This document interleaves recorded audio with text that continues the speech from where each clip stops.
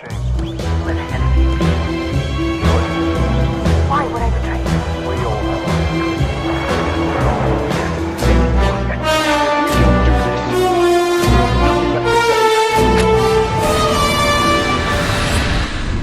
Hello and welcome to this edition of James Bond Television. We're going to talk about the events leading up to the 60th anniversary of the James Bond franchise.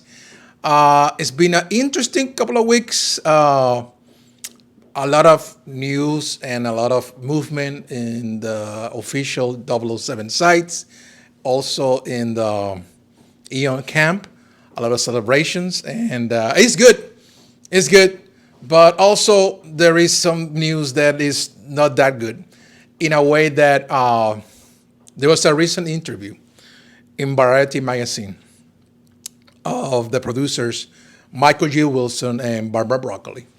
They were interviewed at the end of August, and they said that the next actor that will portray James Bond have to make a 10 to 12 year commitment to the franchise. Duh. I guess the producers were talking to these people, this magazine, that they don't know. I guess they have to educate them to say that, listen, if you don't know, the people, the actors who usually played Bond have to be there for the long haul. And that's the way, us as fans, we know that. But the general public, the normies, don't know that because they sometimes suggest, oh, what about Idris Elba? By the way, Idris was very considered by the producers. What about Tom Hardy, Henry Cavill for one-off? It would be interesting to have Tom Hardy or Idris for one-off. Let's see what it's looking like. But no, it won't fly like that. It won't go that way. If you know the producers, Michael and Barbara, they don't run the series like that one-off. One-off was on Her Majesty's Secret Service. There was another circumstance when the actor left the role, George Lazenby. So they are saying that the next actor have a 10 or 12 year commitment. 10 or 12 year commitment. Listen, by the rate you're doing the Bond films, and this is all you respect, the way you're doing and producing Bond film, that is more difficult, each passing decade. 10 to 12 years, how many films? If you keep running the same pace you've been doing for the last 10 years, in 12 years, you're going to have, 3 movies? Let's be honest here. 3 movies? At least? At maximum? Or, because, listen, Ian, you don't have this trouble right now what you have in 2010 with MGM. You cannot self-impose a gap when you wait for Daniel Craig to decide to come back for No Time to Die. You wrap up No Time to Die in October of 2019. That's almost 3 years. And I understand about the pandemic and the delays. And the film was released 1 year ago in London. And I know you got to give breathing time to celebrate Daniel Craig's tremendous run as James Bond. I understand that completely. But you got to realize that this is a franchise that is seen the world over. And I know you got to get the right guy for doing the job you're going to do. You got to find the right guy to play James Bond and another version of James Bond. But I read that the emotional core of Bond, the emotional journey of Bond that Daniel Craig took us from 2006 to 2021 is going to continue in the next incarnation of Bond. For me, that's a mistake because we went through 15 years of emotional arc with Craig. So you wanted to take us another ride, wait for a long time to decide who's going to be the next actor, and then you're going to start over with an emotional arc? I know Bond is a human being. I know Bond is not a Superman. But Bond is escapism, gadgets, sex, adventure. That's what Bond is. Elegance, sophistication, not a soap opera drama. For that, I watched Dallas or The Days of Our Lives. But Bond is an action superstar. The cinematic version of James Bond is a super action thriller, escapism, sex, violence. And of course, you can find that in the Ian Fleming's novels. Of course, you got to go back to the source every time you go and make a Bond film. But you have enough time since they wrap 2019, No Time to Die. Since you wrap up production in 2019.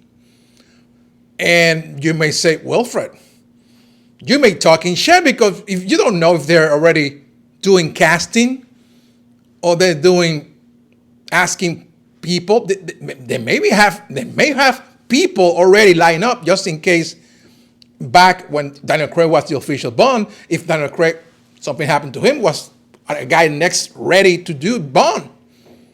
Backup players.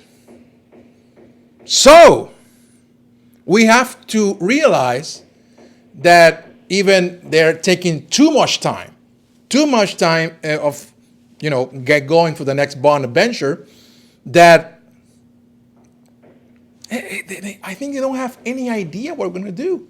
Because they didn't have any idea what to do with Craig Strong, the great art, because you saw it in the movies. You saw it in the movies.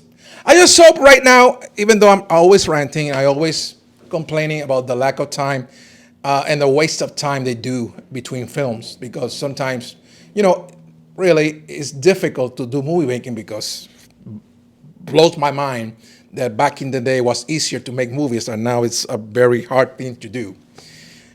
They should do more films. I know there's not a chocolate factory that you make films like that, but at least keep consistency, keep a schedule. But anyway, I'm not gonna complain anymore. That's something that is out of my reach. We have no control over it. For now, we have to celebrate 60 years of Bond. 60 years of 007. For now, I think on October 5th, there's a concert called The Sound of 007 in concert. That's going to be at the Royal Albert Hall. That's going to be on Tuesday, October the 4th. A lot of people are going to be there, and I'm reading here from the official James Bond site. Becky Hill, Chrissy Hynde, I hope I said that right. Ella Rye, Jamie Cullum, John Grant, Lulu, who sang the Man with the Golden Gun official theme song, Paloma Faith, Dame Shirley Bassey, Garbage, Celeste, and much more people. A lot of singers going to be doing that official Sound of Bond. I think they're also going to do a documentary about James Bond, the Sound of James Bond. But this is going to be a concert on the 4th of October at the Royal Albert Hall. Of course, right here on James Bond Television, we're going to continue to cover the festivities of the 60th anniversary of James Bond. Also, Michael G. Wilson and Barbara Broccoli went to the Chinese Theater in Hollywood, California. I'm going to say Hollywood, Florida, because I used to live in Hollywood, Florida.